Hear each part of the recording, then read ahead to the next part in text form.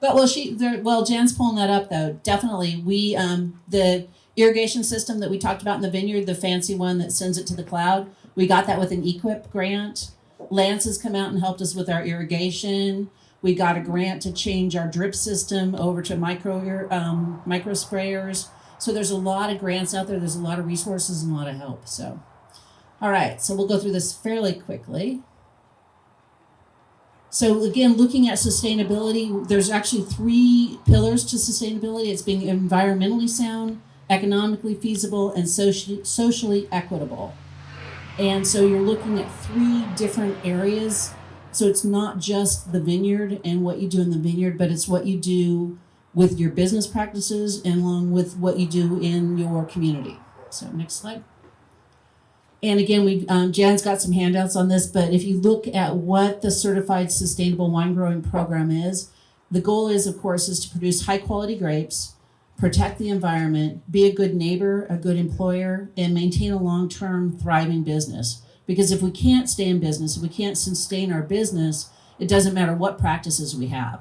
So it really goes down to being a thriving long-term business. So a lot of different practices, and again, we'll go through this pretty quickly because you'll get a copy of this deck, and I know we're bumping up on time. Next one.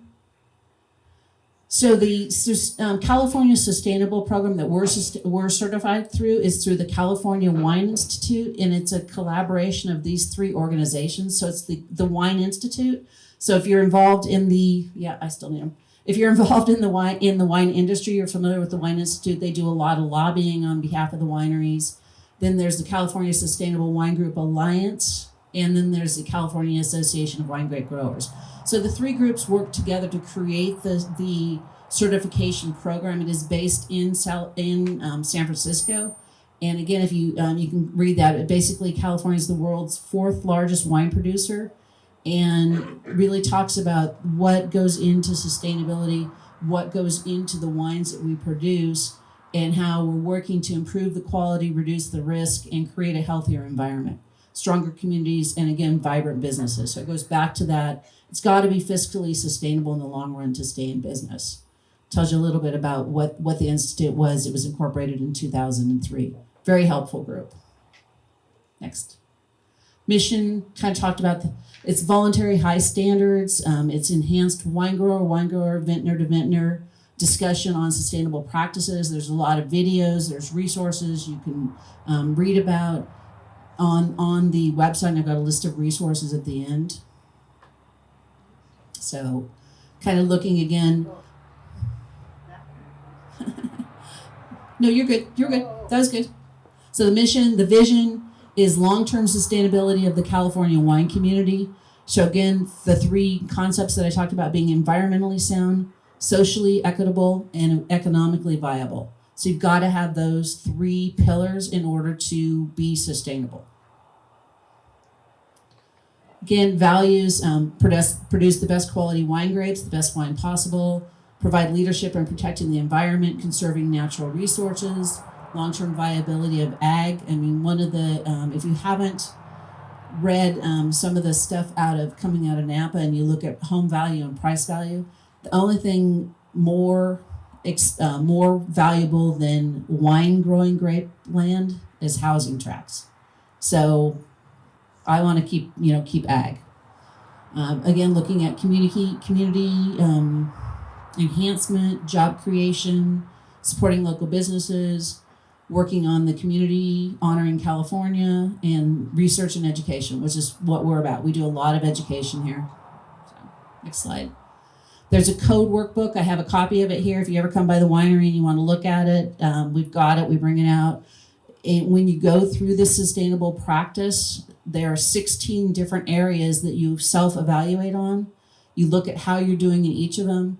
You measure, you determine, and then when you're ready to apply for certification, you submit your application, they run your scores, and then to begin with, an on-site auditor will come out and spend the entire day with you looking at the various areas, your business strategy, your viticulture, your soil management. So we test our soil. What are we going to do with it? Water management, we talked about that. Pest management, wine quality, ecosystem, energy efficiency, wine, water conservation, quality, material handling, solid waste reduction, management, sustainable purchasing, human resources, neighborhood and community, and air quality and climate protection. So the self-evaluation is on a score of 0, not applicable, to 4, you're 100%, the best of the best. And so you are rated from 0 to 4 on each of these areas. Again, there's 16 of them. In one of these areas, there may be 100 different practices. Soil health. One of the things one of my action items is to learn more about soil carbon sequestration this year. So renewable energy, again, looking back to that, we were recently selected for a grant for Tesla batteries. So there's stuff out there to get if you want to do this, and I really appreciate the information that's been shared. So next, just wine. Mr. Mike making wine. Certification requirements. So again, it's the self-assessment. There's 144 vineyard practices and 105 winery practices. So I said a little more than that. There's 60 vineyard and 41 prerequisite practices, and you have to have a minimum score of 85% in those prerequisites in order to submit for the auditing. And then there's the IPM. We talked about that, looking at the integrated pest management.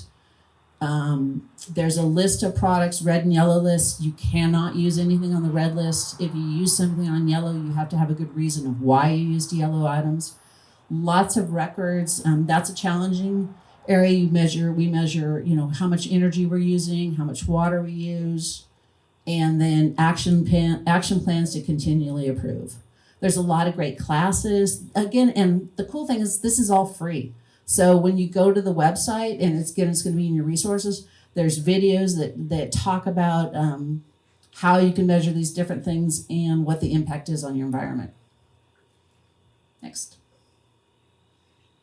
just Ramona Ranch, where agritourism and tourism meet. So this are just some points from the 2020 report, looking at some of the various areas. I talked a little bit about micro-irrigation, reducing energy, pest management, soil health. So talked about that already.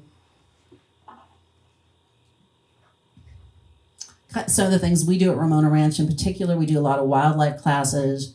We had a class on crows and ravens last month. We had a class on bees and pollinators that we facilitated for the RVVA. We have a class coming up on bats. We work with our community and with our wine fans to get them involved in the process, so they start to understand where wine comes from and why some of the decisions. And then just a picture of a dog, because we love dogs. So just a little bit about Ramona. I think everybody knows this. We have a Mediterranean climate, beautiful warm days, cool evenings, and a very nice environment for growing grapes. I like the one slide that the first gentleman showed. I was trying to see what grapes were suited to our environment. So that would be interesting to see. And that's it. And then the next page, I think, is just resources, which you'll get in your handout. And the most important is sustainablewinegrowing.org. And there's just a mass of information there that you can use. Yep. All right. Thank you.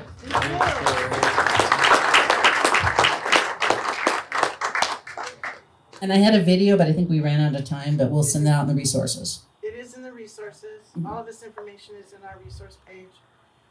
Was there any other questions for Teri? Questions?